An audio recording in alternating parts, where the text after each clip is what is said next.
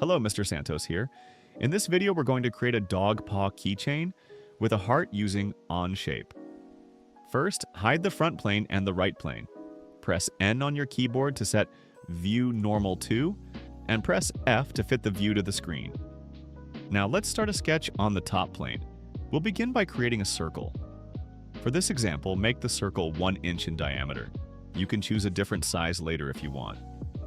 Next, select the 3-point arc tool and draw a half circle. Make sure it looks smooth and even.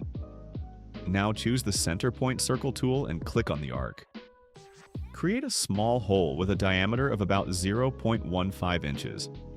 Adjust the 3-point arc so it measures about 1.5 inches and keep the thickness around 0.15 inches. Now we'll start creating the heart. Select the Spline tool. Start near the bottom and sketch a heart shape. It doesn't need to be perfect, just create a rough heart shape first. After that, adjust the spline points until the heart looks the way you want. Next, create another sketch line around the heart. This will allow us to extrude it later. Now, let's create the dog paw. Select the Ellipse tool and draw the first 2 paw pads. For the bottom paw pad, simply draw an upside-down heart shape.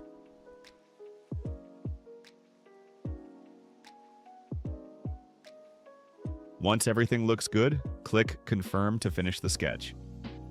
Now we'll start extruding. Extrude everything except the hole, and set the extrusion height to 0.1 inches. Next, show your sketch again and select the remaining parts. Choose Extrude, then select Starting Offset and change it to Entity.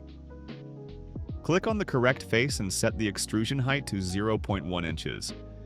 If you want a more subtle detail, you can reduce this to 0.05 inches.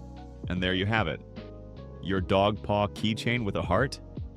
You can color the model however you like using your slicing software, and it's ready to print. That's it. God bless you.